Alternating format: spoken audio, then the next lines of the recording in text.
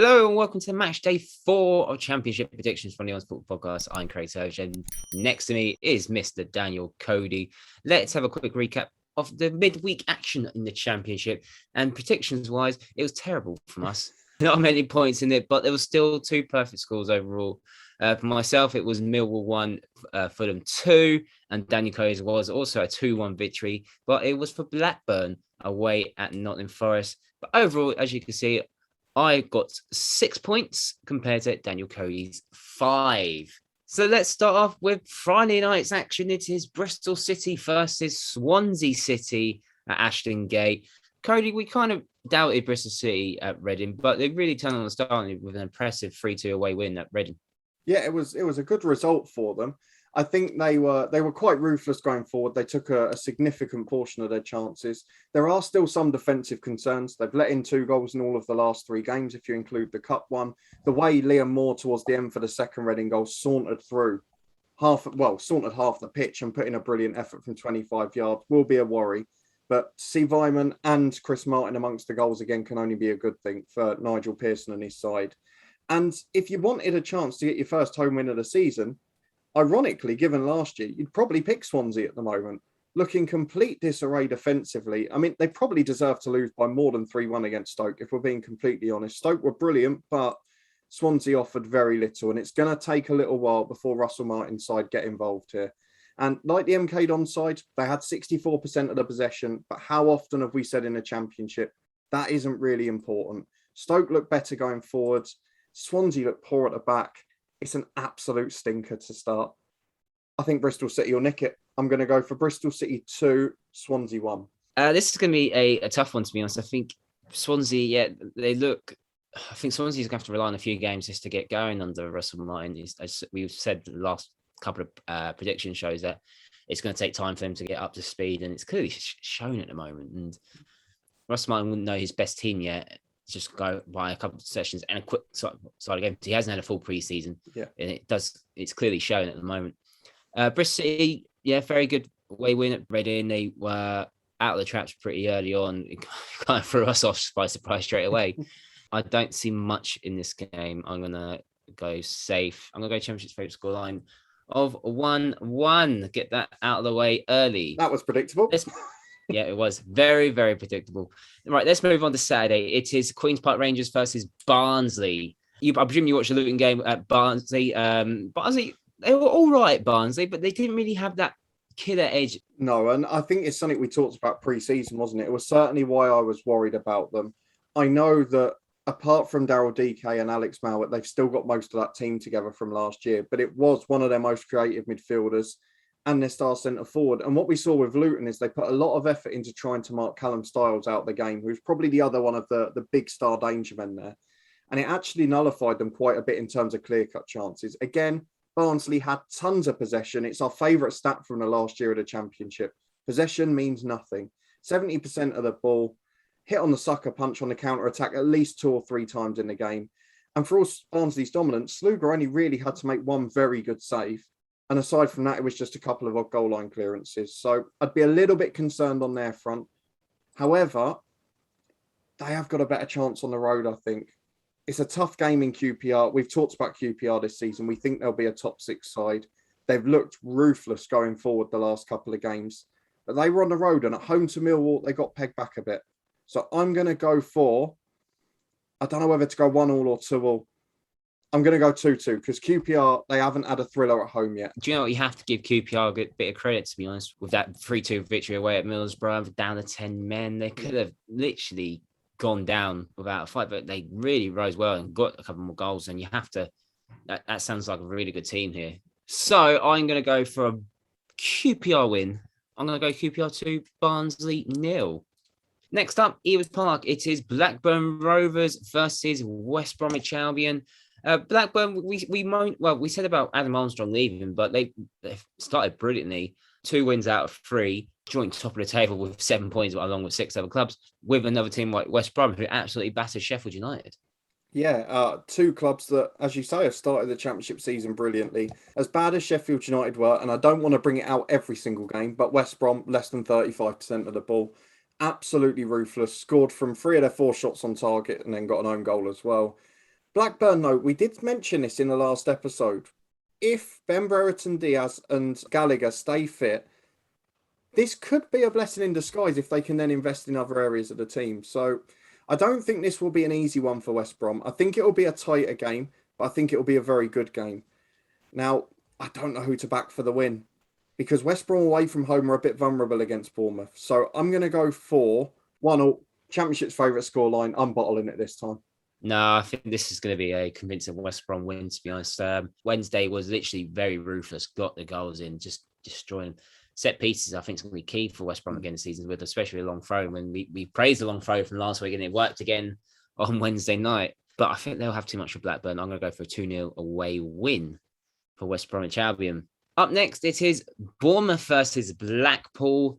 Dan Juma, it was very good for Bournemouth last season. He was sold for 20 odd million to Villarreal, obviously the winners of the Europa League last season. Just a quick thought on that. Yeah, obviously a big loss for Bournemouth, but I guess for a large portion of last year, David Brooks was either injured or not back up to fitness. I know he got that stupid red card at the start of the season, but he is going to be a key player for them over the year. They have got good players in. It looks a bit like where Leif Davis has come in. He's going to be playing either as a winger or with Zamora alongside him. They've still got the likes of Stanislas and Dominic Solanke. I think they've got enough in that area to probably take the money in that instance. And if the player wants to go, there's no point in keeping them. They got a comfortable win at Birmingham, a game that we thought would be quite difficult. Birmingham had been brilliantly defensively and they broke them down. And they scored 2 goals every game this season in the league. So it's hard to root for Blackpool, but Blackpool will be better on the road this season. Their style suits it. And Shane Lavery on the break is a threat. So Blackpool will score, but Bournemouth to win it 2-1. Yeah, I think Bournemouth's quality is going to have way too much for Blackpool. But Championship happens any time. You can say that, yeah, they've got a better squad than Blackpool, but I'm going to go for not 2-1. I'm going to go 3-1 to Bournemouth. I think they've acted more ruthless this season already under Scott Parker than they did last season. Right, up next at the Cardiff City Stadium, it is Cardiff versus Millwall's and Mick McCarthy derby. I went to bed so early for this Cardiff game. I thought Cardiff lost 2-0. So somehow it ended 2-2 when I woke up early the next morning. Does that make them sound like a good team that they can not play well, somehow pick up a point? Yeah, I mean, they were pretty awful for a large part of that game. And I think this is the thing with a side like Cardiff and why I predicted them to be so high. And I guess the same for us to an extent with a Middlesbrough under Neil Warnock is their managers and their team styles where they can just flick that switch and go direct. They bought Kiefer Moore on up front. Aidan Flint, obviously a massive threat from set pieces. The likes of James Collins there we know about well. They can go from a side that create opportunities out wide, that create chances through the middle, to just being direct and incredibly effective at that. And there's so much to admire about having a plan B in the Championship, and it can get you a long way. Having said that, they'll still be disappointed they only drew against Peterborough, I think, given the circumstances. Millwall were, I think it's fair to say, well and truly beaten by Fulham. Fulham by far the better side. One of the few that dominated the game, dominated possession, and probably should have won by more in truth.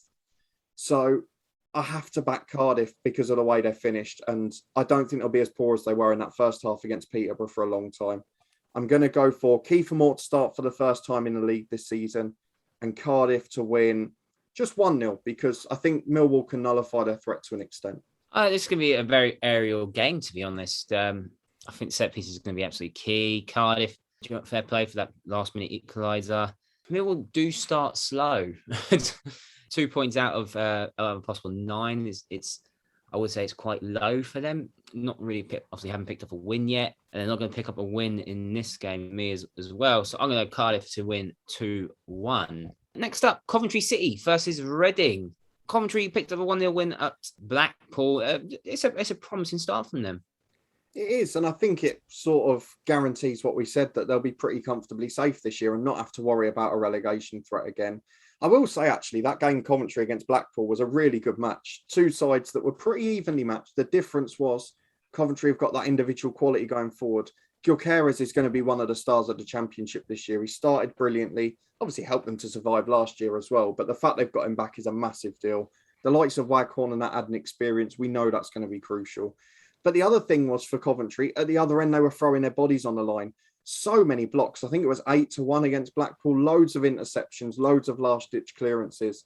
And that's the other thing that you need to nick 1-0 wins and nick narrow victories in the Championship at this level. So Coventry, I'm quite impressed with. Reading were poor defensively, and I think that's been quite polite. But they have got a threat going forward. You're not going to see Liam Moore pop up from 25 yards every time, but I think this could be a close game. Everything points to a Coventry win, but I'm going to sit in the middle with the Championship's favourite scoreline. You can literally go by the odd goal either way, in my opinion. That's some sort of game. I think that's what Coventry had on Tuesday, and probably did deserve to win. It looked like handball for my a weird goal to score. But I think Reading actually will win this one, to be honest. It's just the way it's just having a mixed season so far has been for Coventry. Win, loss, win, and I'm going to think they're going to lose again. I'm going to go 1-0 to Reading. Up next, Pride Park, it is Derby County versus Middlesbrough.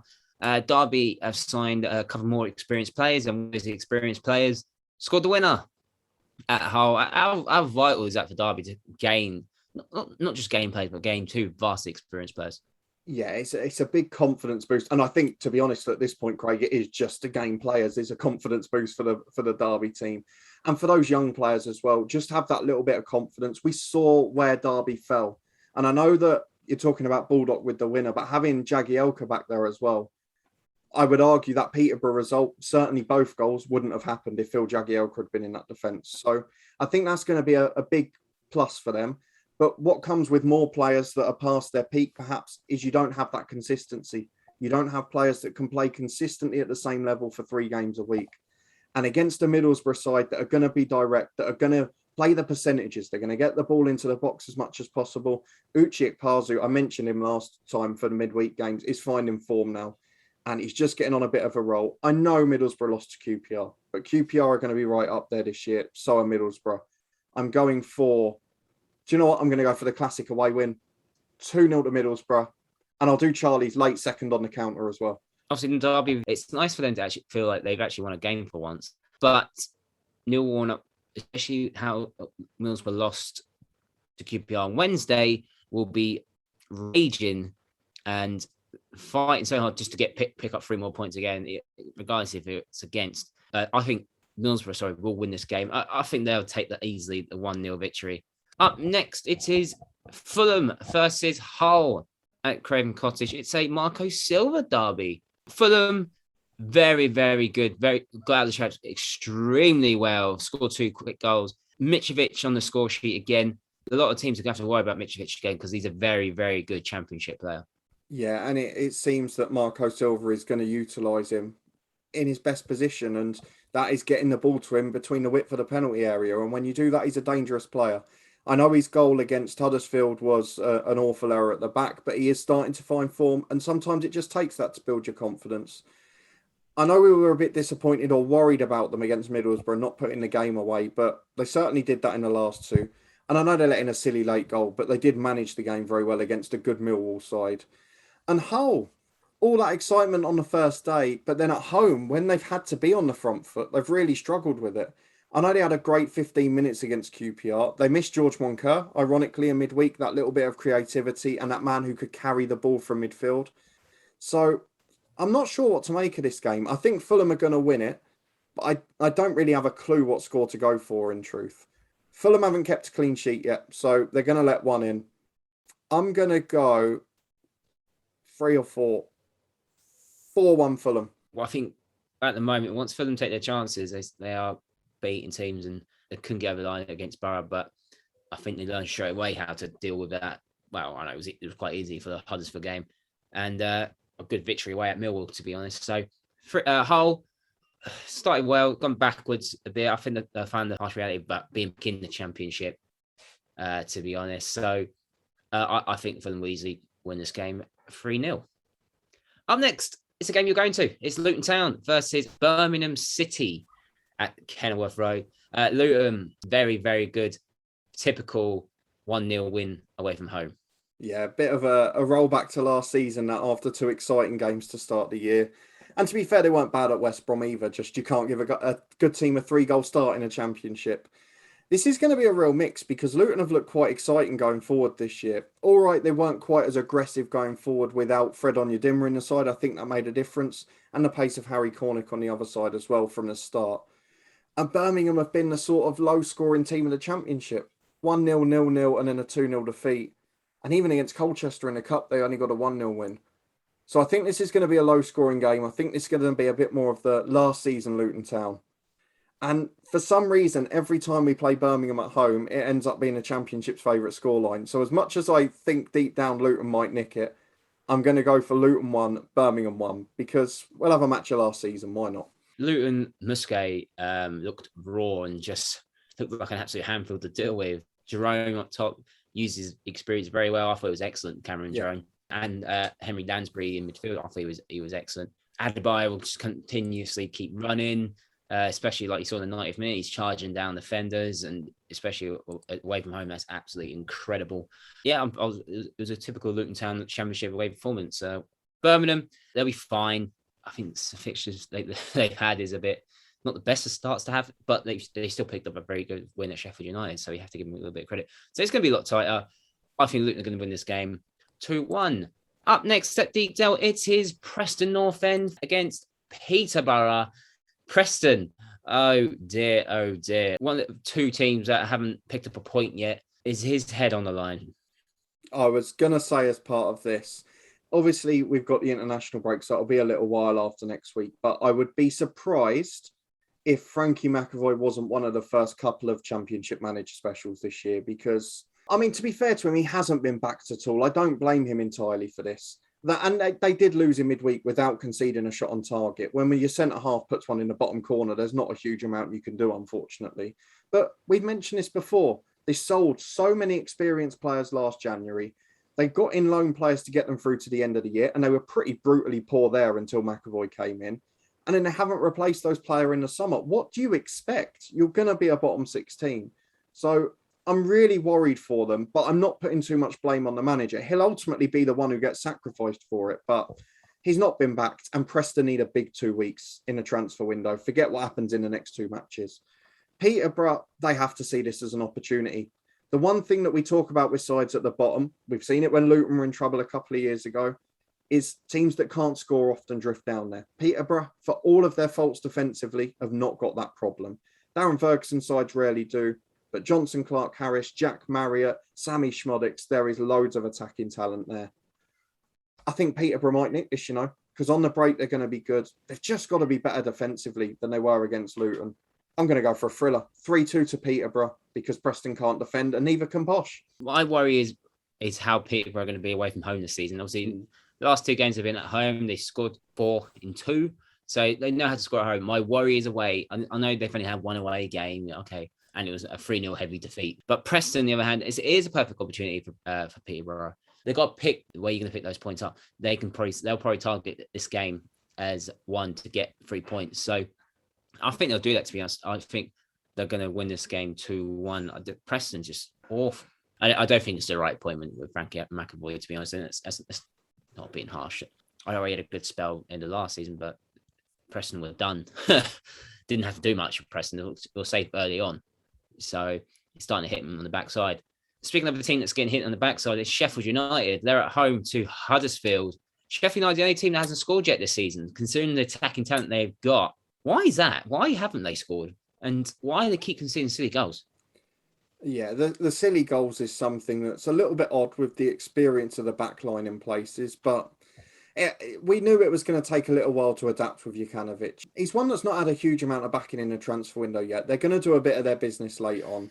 And we saw last season they had the same problems in the windows. Chris Wilder complained of the same, and we're starting to see it again here. I think Sheffield United will come good if he's given the right amount of time. But I don't know how quickly that's going to happen. And Huddersfield is the sort of game where you've got to bounce back. They were awful on the road last year. They drew away at Derby on the opening day, didn't look great, albeit they've got the manager back in the dugout and won a game at home now. I really don't know where to go with this. I found this the hardest one of the weekend, and at the start of the season, that would have sounded ridiculous. I'm going to stick with what I would have done before. I'm banking on Sheffield United to bounce back in style. I'm going 3-0 Sheffield United, and this is where their season starts. Well, the Blades will want to start, especially losing heavily to a team that you expect to be your promotion rivals. Looks like they're going to lose a goalkeeper. Looks like they've Arsenal agreed to deal with them for Aaron Ramsdale. My thoughts on Aaron Ramsdale is he's not worth that amount of money. Blades fans will probably disagree with me, but that's just me being honest. I think fair play to Sheffield United. They're getting the most out of it in money-wise. But let's get on to actually predicting this game. Huddersfield, didn't have a shot on target, but still won the game. There's still flaws in this side. Sheffield United, there's flaws in that side. Jukampic is still trying to find the best out of his team. I think 1-0 Sheffield United. I think they're more than happy just to score and 2 pick up 3 points, because they haven't had many 3 points in 2021, let alone this season. So I think they'll take 1-0. And the final game, it is Stoke City versus Nottingham Forest. Nottingham Forest, so Chris Hughton is another team that hasn't picked up any points. And even though we say, Chris Hughton will be fine, is his head on the line? Because look what happened last season. Forest didn't win the first 4 games and the manager got the sack. Well, possibly. I think, if I remember rightly, that was our first manager special last year, was Sabri Lamucci, wasn't it? But they've lost 2-1 every game. One of the things that I found a pattern on the stats, we keep talking about these wasted chances. Every game so far, they've outdone their opposition for shots outside the box and not outdone their opposition for shots inside the box. So while they're having a lot of opportunities on goal, they're not actually creating good chances a lot of the time. It was actually a pretty comfortable performance for Blackburn in the end. And the worst thing for Forest now, they're coming up against the Stoke side, who, for all of the negatives we said, I know that you're a bit happier now John Obi Mikel's gone because you're not a fan of his as much as I am. Stoke have started the season very well. They look good against Reading. They look very good going forward. Sam Surridge looks like a fantastic bit of business already. Nick Powell's back to his best. They battered Swansea. I can't stress how good they were in that game. And when they played against a tough defensive side like Birmingham on the road, they made sure they got the 0-0 and got the point and got out of there. So I'm starting to think the one year I've not predicted Stoke for the top 6 is the year I'm going to end up regretting it. I'm going to go for same again. 2-1 Stoke. Forest will lose 2-1 for the 4th time in a row. Yeah, I think that it all points to Stoke winning, to be honest. Yeah, I do think Stoke will win this game. Forest is just typical Forest. How much more can you take of it? It's just the same players, different manager. It's the same thing that's happening. I think Stoke will win this game as well. I'm going to go for Stoke 2, Forest 0. I don't see him scoring. And let's have a quick recap of what we just predicted for match day 4. We both think Fulham are going to convincingly beat Hull. For myself, I think Bournemouth Blackpool might be the game of the day with a 3-1 victory. And those are our predictions for match day 4. Do you agree with us or disagree with us? Let us know in the comment section below and give your predictions for this weekend's action. Don't forget to like this video, subscribe to the Honest Football Podcast, and you can follow us on Twitter at HonestFootball3. And we'll see you next time.